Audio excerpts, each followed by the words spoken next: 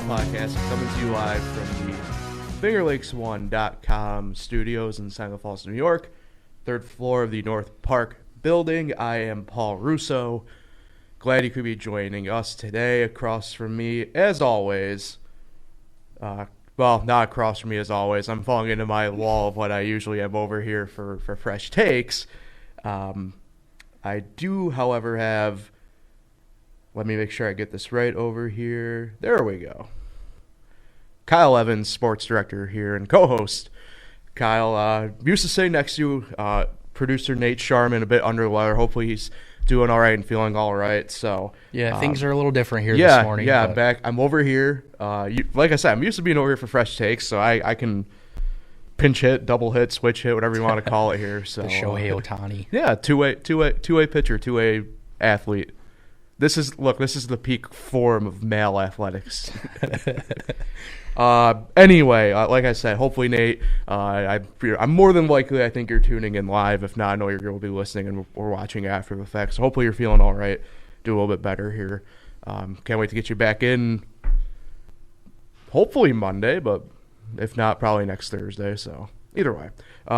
Anyway, Kyle, I titled this, and it's been an interesting conversation so far because the Yankees haven't been quite bit by the injury bug, but the Mets have. But certainly we're seeing the uptick of it, and we'll touch on all of that, obviously, in addition to what we normally do going through the games in the series and for the Yankees and Mets and our Rochester Red Wings and Syracuse Mets.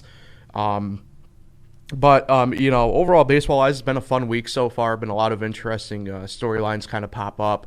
Obviously, tomorrow is Jackie Robinson Day, a day that baseball fans probably didn't think we'd see this year. If not, it would have been, sometime in July like they did for the 2020 season. Yep. But, we had history. We had the first female base coach take the field earlier this week. It's been a fairly historic week in baseball, I'd say.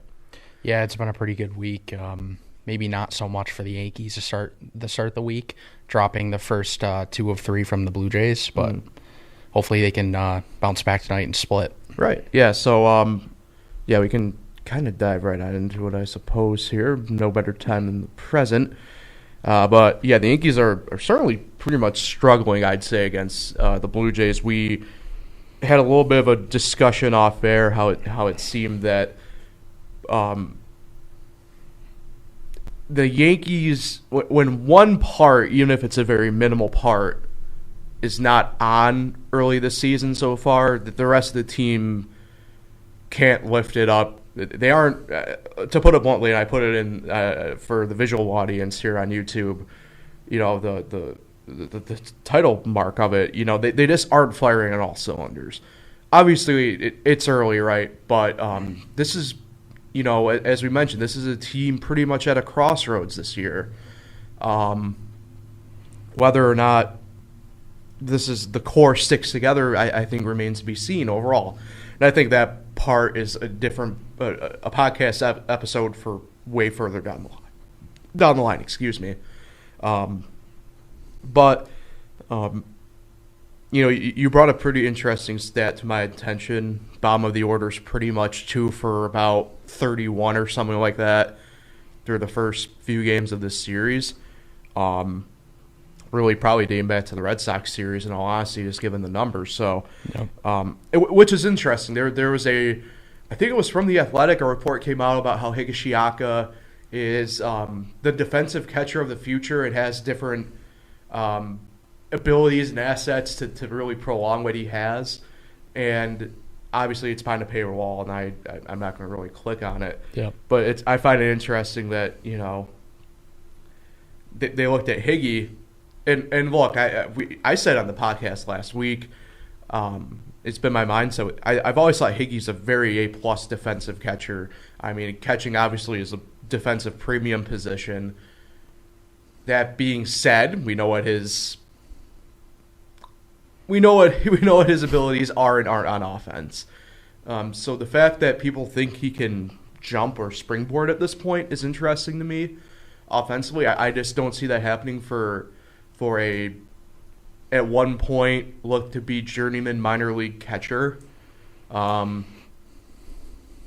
I I could be wrong, I guess. I don't know. Again, I think this is going to be a problem until the Yankees either A, go sign a catcher or trade for a catcher, or B, just kind of sit and wait for Austin Wells to just develop more. Wells started the year at high A in Hudson Valley. I don't know. I obviously won't get to the big leagues this year. I doubt he even gets to Scranton this year. Yeah. I'd say Somerset Double A is probably a reasonable goal. That being said, I don't see the Yankees rushing him either. At the same token, to be honest, the Yankees have a fairly interesting track record the past decade plus of developing catchers. Primarily all big names that just did not work out well overall. Obviously, probably the biggest success story of that has been Gary. And we know what his shortfalls were. It goes back to Jesus Montero when I was in high school, end of middle school even, actually, for that matter. So I don't know what to expect, I guess, from that side of things. And it, like you mentioned, the bottom of this order, and it's kind of headlined by Higgy, unfortunately, is struggling pretty hard. Yeah, see, I don't know. I just think the Yankees are more satisfied right now at the catching position. Right. They want their pitchers to be more comfortable, and the pitchers certainly are with Higashioka. And I just think, he's been off to a slow start. He's probably not going to put up, big offensive numbers, but eventually he's going to get going and produce a little bit. And I think the Yankees are just better because they have a defensive catcher now, and the pitchers are more comfortable. And I just think overall the Yankees are pretty satisfied. Yeah, they would probably like to upgrade eventually, or wait, like you said, for Austin Wells. But I think right now they're kind of satisfied. Yeah, and that, I guess that's the part that kind of sucks in a way, is they felt satisfied kind of with a lot of the positions, and we'll touch on one of them here today a little bit. I have it at the bottom there of the title to a degree.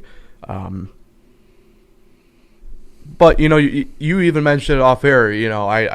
I know you kind of said it halfway tongue-in-cheek, but there is a bit of seriousness with it, right?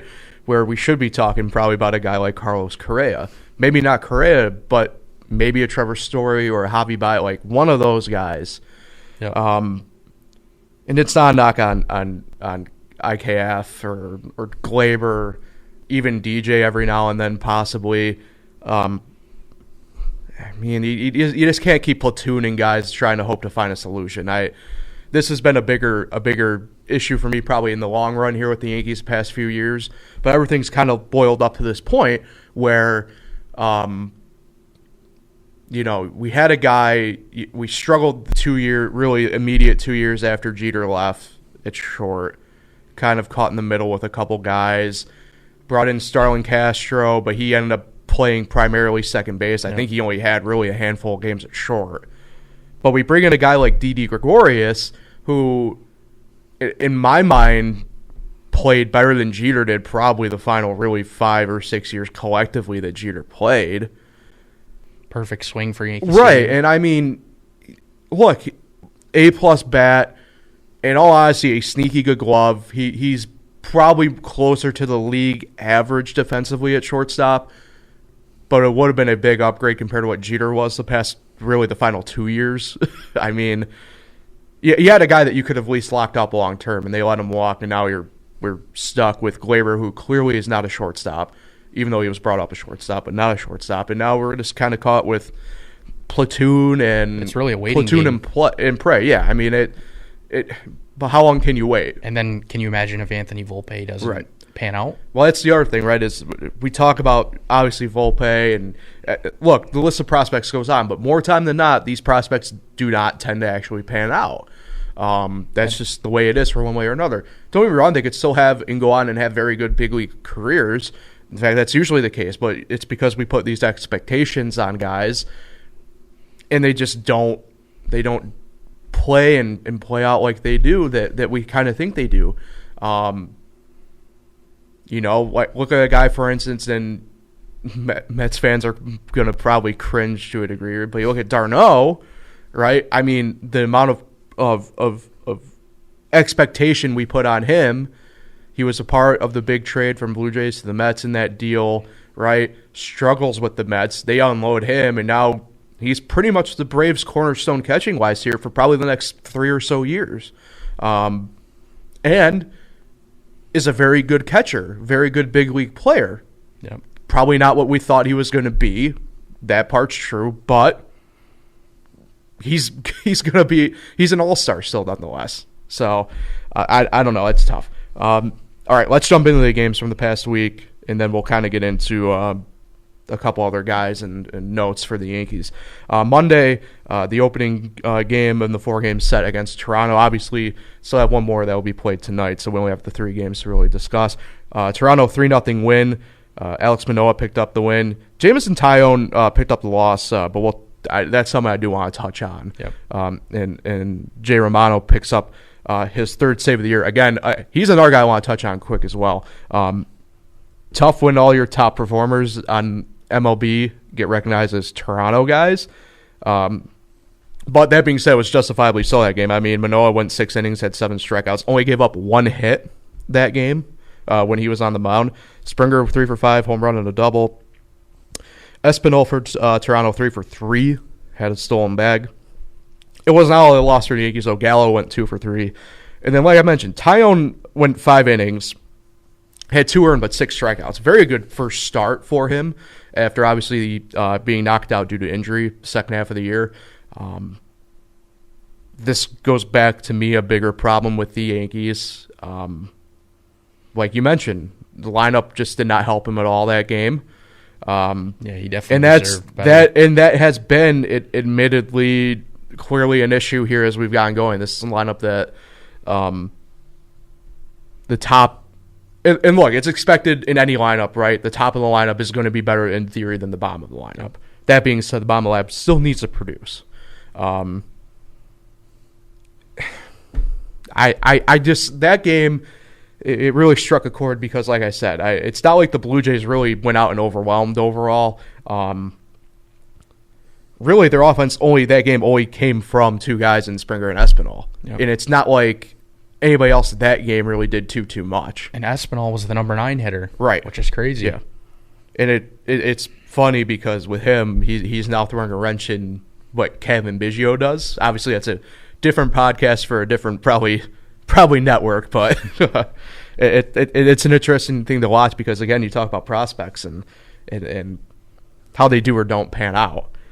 Tuesday, Nasty Nestor Day, a game that you thought and I kind of thought could have been a slugfest, and really overall it just wasn't. Yankees come away with a 4-0 win. Nestor got no decision. The win got credited to Clay Holmes. Kikuchi picked up the loss. Nasty Nestor, though, 4 1/3, 3 hits and 5 strikeouts. Quality start for the first start of the year for Nestor. Obviously, he's the 5th guy. We know what to expect from him. It's not a big deal to me what happened there. Hicksy had a home run. DJ 2 for 3 with a double and 2 runs scored. That game, pretty ho-hum. Good, solid team win for the Yankees. Production from top and bottom of the lineup that day. And to shut down the Toronto's lineup is pretty impressive. Yeah. Especially given what happened last night. Toronto 6-4 win rather. Felt like 6-0 the way some outlets probably put it. But Adam Simber picked up the win, his 2nd of the year. Chad Green credited with the loss. And Romano picks up his 4th save. Before we jump into obvious stuff, I want to talk about Romano. Already has 4 saves on the year. That's pretty incredible. And 27 consecutive dating back to last year. Yeah, this is a guy who came on borderline out of nowhere. I mean, he kind of bounced around between a couple of teams before landing on Toronto, and has become an all-star pitcher there. Their bullpen, I got a text from a friend yesterday who is a Red Sox fan. He asked me, what do you make of Toronto's bullpen? And much like last year, they don't really overpower you too much. I mean, Romano's really the only, I would call, hard thrower, and that's pretty much what every closer is at this point. They don't overpower you, but I wouldn't sleep on them. That bullpen, for the most part, keeps everything in line pretty good. They'll be better than last year. A lot of pros in that bullpen. And like you mentioned, they really should be better than last year. A lot of things get built up. Obviously, a guy like Simber who, I got introduced first as a Cleveland Now Guardian. Goes to Colorado, goes to Miami, got bounced around only because he was more or less a guy that people kind of wanted in the bullpen at that point. So it'll be interesting to kind of see what he has a full year. Either way. Last night it was good to see the big bopper bats I call for the Yankees. Rizzo made an appearance with a home run and Judge had a home run, but the main storyline obviously Vlad Jr. 4 for 4, 3 home runs, two a double, 4 RBIs, 3 runs scored. It's still early. I didn't think he would put up maybe the numbers he put up quite like last year. I figured there might be a little bit of a regression of sort, like any young player typically has. But man, what a game from Vladito. Yeah, as Garrett Cole said last night, just you got to tip your cap. Right. So a couple of things. I think obviously Twitter reaction on Garrett Cole so far this year, and I'm not going to sit here and act like the Spider Tack takes are wrong. In fact, they're probably closer to being right than anything I can kind of give you to a degree. Let's be real. He even knows that he needs his sticky stuff back. Yeah, but the fact of the matter is, and the one that makes me mad the most is Barstool, because they love a guy like John Lester and Clay Buchholz. And obviously I'm dating myself that Lester had putty in his glove before, and Clay Buchholz always looked like he came out of a Spam can every start. So, but look, the fact of the matter is, clearly this is having an effect on Garrett. I think he's good enough that he can figure this out here sooner than later. I think the internet needs to cool with the hot takes on Garrett Cole and Spider Tack. Like I said, fact of the matter is, some of the greatest pitchers of all time doctored up the ball pretty much every start. So, most notably, at one time, former Yankee Gaylord Perry. So, honestly, the only issue with him that I see, his stuff is really good. He throws very hard. Yeah. He's just not locating his pitches. It's well, really part of it too is I noticed, not so much yesterday, the first start, I noticed he wasn't really finishing all that well. He's a bigger guy though, so it's always, his follow through has always been kind of stiffer than, say, somebody who's kind of a little bit shorter pitching wise. You know what I mean? But yeah, I mean he'll figure it out. I mean, it's not like he was Spider Tack his whole career. You know what I mean? He'll figure it out. He's still a good pitcher. He'll get it figured out. Yep. Yankees still have one more game against Toronto. That's tonight, 7:05. This is another really good pitching matchup. It's officially Kevin Gausman for Toronto against Luis Severino for the Yankees. Should be really, in my mind, a good game. This is a big game for the Yankees. Obviously, Kyle, you mentioned about how this is to even out the series. This would be big. Yankees sitting 3-3 and tied third in the division right now. Before moving on to just looking ahead against the series against Baltimore, I do want to ask a question, because it got highlighted for all the wrong reasons, I think, with Vlad's first home run, and that is the Aaron Hicks dilemma going on right now for the Yankees. I've always been personally high on Aaron Hicks. I remember seeing him play in Rochester when they were affiliated with Minnesota. I thought, at the time, he literally was about as close to a five-tool guy as I've ever seen in person at that point. And apologize for that. A lot of action going on apparently outside the building right now.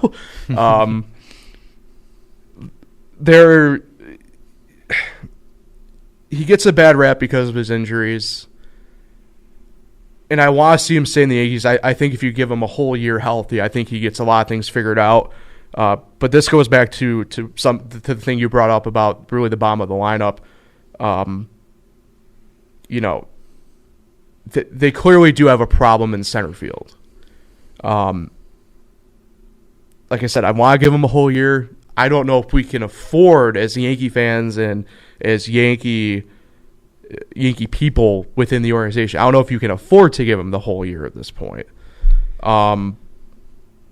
Again, the outfield wasn't a very deep free agent class this year, but you had guys there like a Starling Marte. I was just gonna say that. Who to me, and I said this on Tuesday on Fresh Takes, to me he's the best pure center fielder in the game today, from just a pure what you need from a center fielder standpoint. And he's across town in Queens. So, but it's just tough. And I don't know if there's any good trade partners out there for center fielders right now. I just never understood giving him that big contract in Yeah. the first place.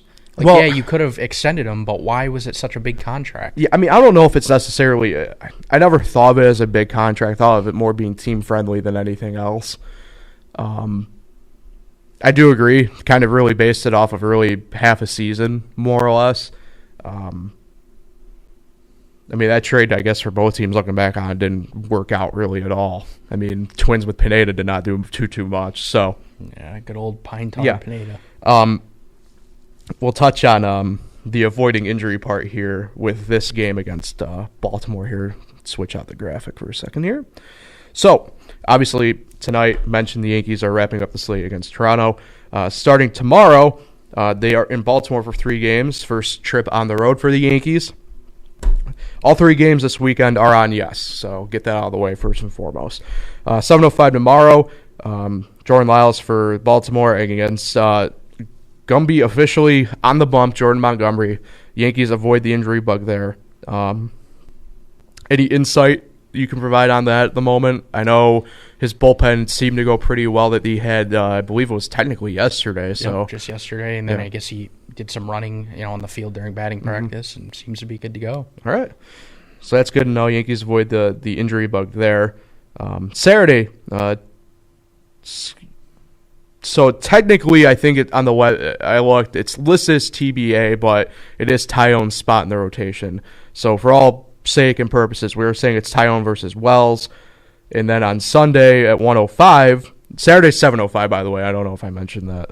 But Sunday at 1:05 on Yes, Nasty Nestor Day, Nasty Nestor Sunday. Again, it was another TBA on the website, but it's Nestor's spot in the rotation against semi-reclamation project in Baltimore, Jordan Zimmerman. So it will be interesting, the series. I think the Yankees are listing as TBA depending upon kind of what happens with Jomo tomorrow. That would be my guess anyway. I'm guessing if Montgomery has to be pulled for whatever reason, I'm assuming they might put Nestor in and just kind of let it ride. Yeah. Which at that point, at that point, I'm guessing Sunday would probably be kind of like Chad Green going would be my guess, or something like that. Although Michael King also probably could be an option going long. Yeah, or I mean Clark Schmidt as well. Yep. So they have 3 different options to probably go with, really, more or less. Yeah. So I think this is a pretty ideal series for the Yankees. You would think a 3-game sweep, but based on last year, I think even then they go 2-1 on that series, and they show good stuff in every game. I'd be fine with that. That to me, that's how you get back on track. I mean, this Baltimore team is they hung tight with Milwaukee so far this week, but I mean they really are the worst team in the division. yeah, what are they, 1-5 now? Yeah. To start the year? So this is, like I said, I think this is the ideal game for them to get back going again. Yep. All right, moving on to the Mets. So the Mets, first place in the East, NL East, 5-2. They're rolling. And to be honest, they should be 7-0 if it wasn't for the bullpen. That being said, yeah. So the injury bug has bit them probably, certainly headline wise, the hardest. So I'd make the case, but maybe Ty Walker's the biggest one right now. I mean, in season wise, only went 2 innings on Monday. Monday. Apologize for that. Getting my days a little bit mixed up. It's tough. He went 2 innings. He looked pretty good before he had to come out. And that's a guy that the Mets can look. Ty Walker, big prospect with Seattle, did well in Seattle. Went through some struggles with them. Goes to Arizona for a year, kind of gets back on track, back to Seattle, and then now into New York. The Mets, and you bring up the bullpen, and that's certainly, I think, where they need help the most. And it's, like I said on Monday, it's good to know where you need to go for help at the moment. The injury thing with them, it hurts. It really does hurt them probably the most because you have DeGrom still out. Has not thrown yet either, so who knows what's going on there. Yeah. We said Monday that I'm not really overall too concerned about him being out because you have Scherzer. Not to jump too far ahead, but Megill threw again incredible on Tuesday. And if Carrasco can keep throwing the ball well. Cookie is slated to throw on Saturday, and he got no decision. He had no decision on Sunday, I think it was, right? So, or no, not Sunday. Yeah, it was Sunday. I made my date again. The days run together a little bit. So anyway, we'll touch on a little bit more on the injury bug thing here in a second. So Monday, the only game that they lost against the Phillies, 5-4 Philly victory over the Mets on Monday. Dominguez picked up the win for Philly. Seth Lugo picked up the loss for the Mets. Brad Hand picked up the save for the Phillies. So it's a statement I didn't think anybody would say.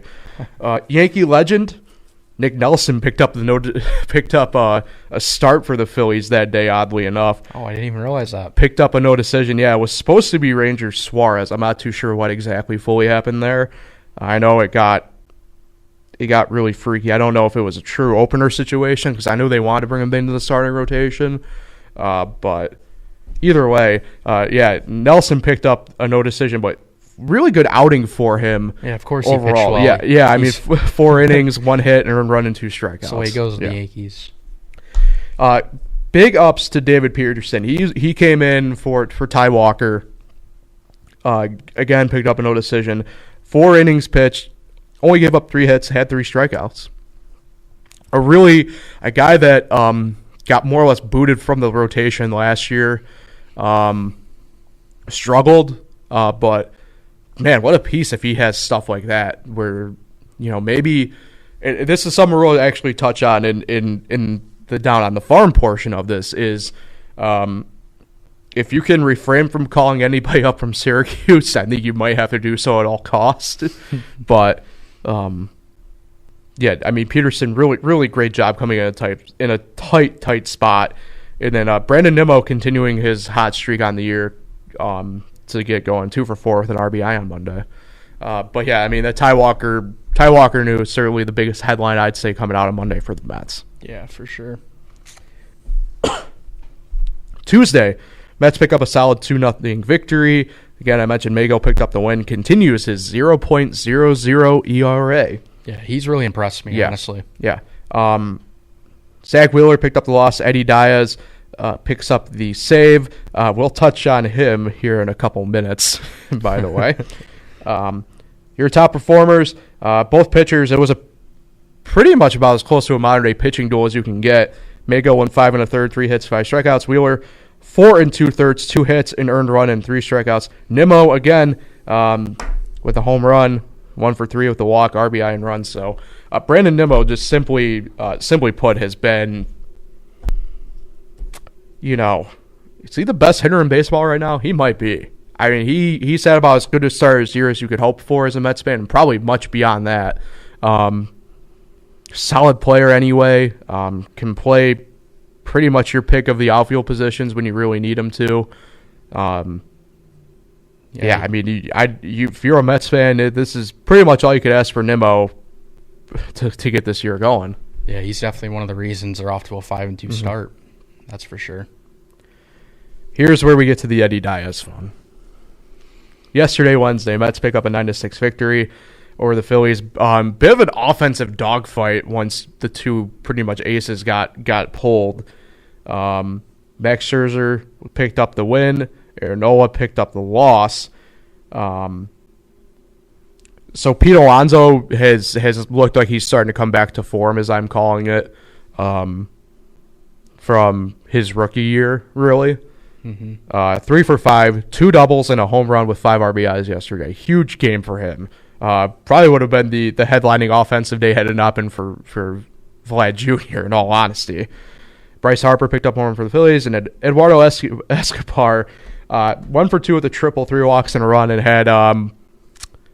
had the triple because of fan interference. It was one that usually you see in that situation the batter gets rolled out because of bad interference, and I don't know if the umps took pity on that poor kid who ended up losing his glove in the process or what. But yeah, Escobar rather, I apologize, was on it.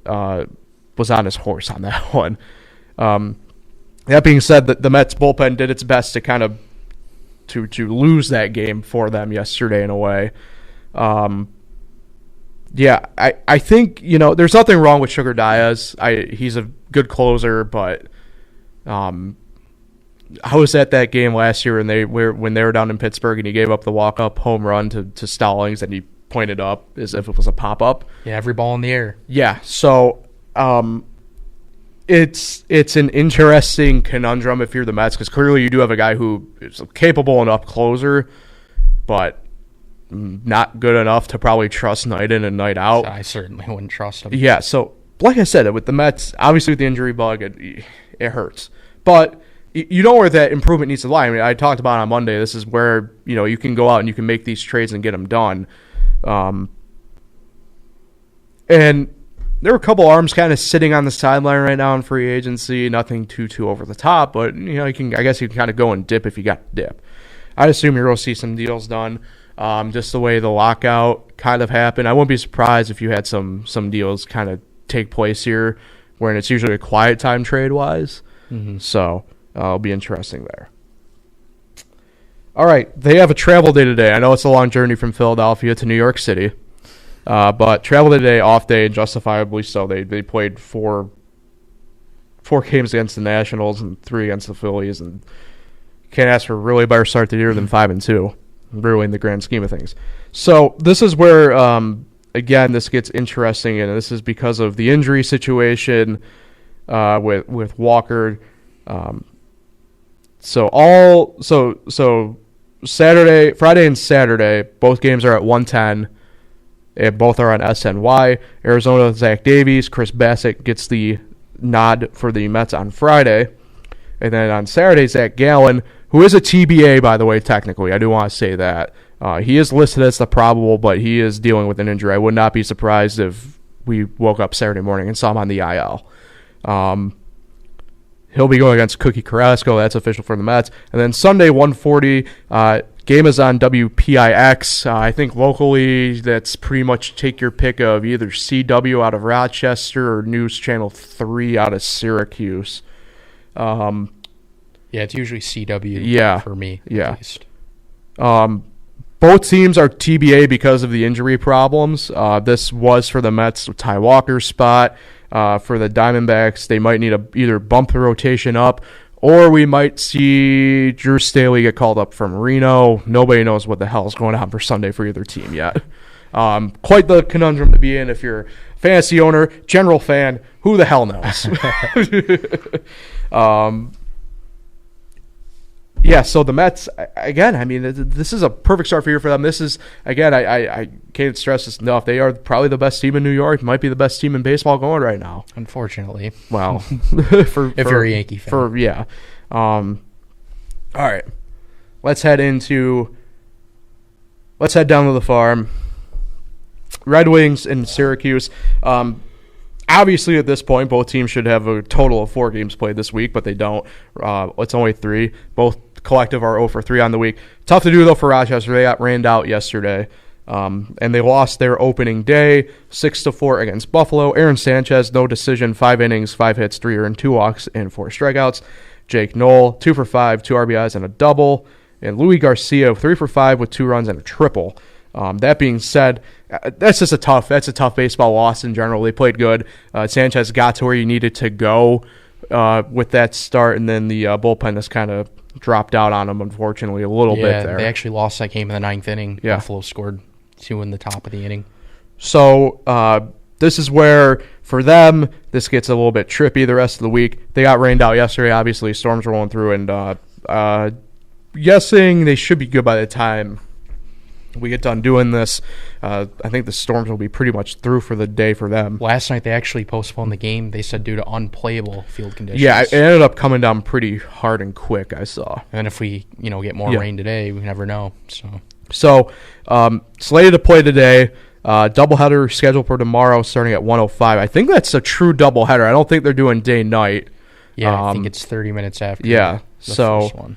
Because of that, their rotation is to be announced for the rest of the week. Cade Cavalli was supposed to start yesterday.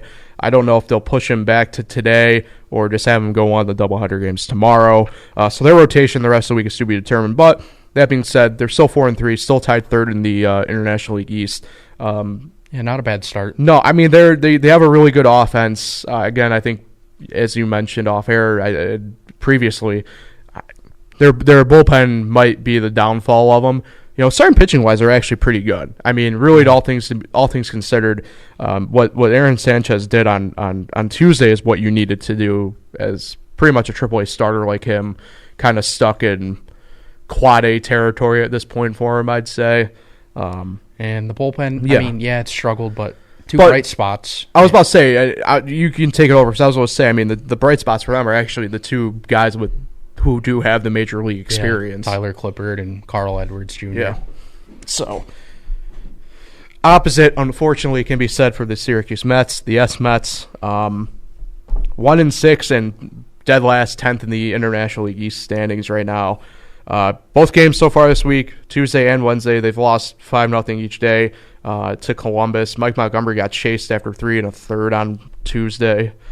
4 total team errors for the Mets on Tuesday, and really the only offense came from Ventos and Palka. They each had a double, and that was pretty much it on that front. And then yesterday,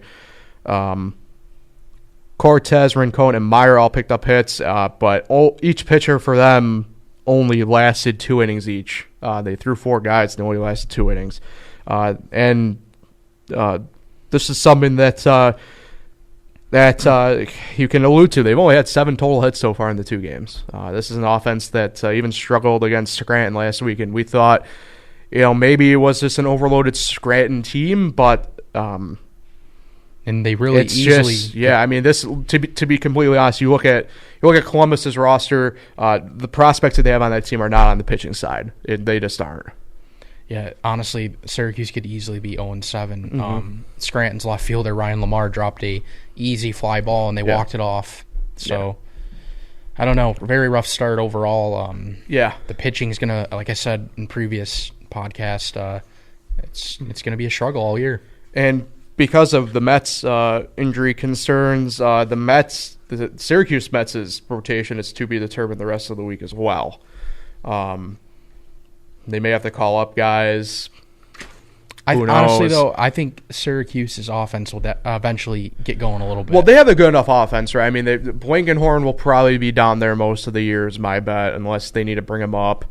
Khalil Lee, still a top prospect for the Mets. He can once he gets back into the swing of things. I forgot his name. There's some guy right now in Double-A that's hitting the ball very well that could. Well, Brett Beatty's in Double-A. I know that. I'm willing to bet he'll be up on Syracuse at some point this year. He's pretty much the Mets' top prospect, full stop. So, I mean, the Syracuse team, it's tough because the Mets, obviously, just the way they have things set up, they aren't going to have that big prospect pool down there. And you can make the same case, I guess, with Rochester. They don't have a big prospect pool at Rochester right now, but certainly you can tell. I think Rochester at the moment has a tick of a more talented team than Syracuse. Yeah. Obviously Syracuse on the road the rest of the week in Columbus, the way the schedule works out, and then Rochester home against Buffalo. So, as long as the weather holds out, make sure you get out to a game. I know I'm debating about going up, tomorrow because I'll be out here early because I have to call a game on Saturday. So. I'm debating about going up as long as the weather holds up there, but always a good time at Frontier Field. Right. I mean, and that's the thing. I mean, both sites, both MBT Bank Stadium and Syracuse and Frontier, obviously in Rochester, two really great fields. Great sight lines at both. Both, to me are pretty reasonably priced overall too. I know that's a big thing. So, and we're pretty lucky to be kind of close to each of them. Yeah, I mean, we're at least here in the FL1 home base here in Seneca Falls. It's pretty much 50 miles each way, about a half-hour drive each way. So, can't complain about that. That's for sure. All right, that pretty much takes care of the episode for today. We will be back on Monday to recap the weekend. Preview the games next week. Make sure you check us out on Spotify and Anchor. Catch up on YouTube as well. Kyle, any parting thoughts before we head out of here? I don't think so. I'm just looking forward to, to the games the rest of the week, and hopefully the Yankees can, play well against Baltimore. Yeah, I'm with you. So, for Kyle Evans and Nate Sharman, who was out of the lineup today on the injured list. Hope he's doing better. I'm Paul soon, Nate. Yes, Paul. I am Paul Russo. Thanks again, everybody, for tuning in, and we will see everybody next Monday.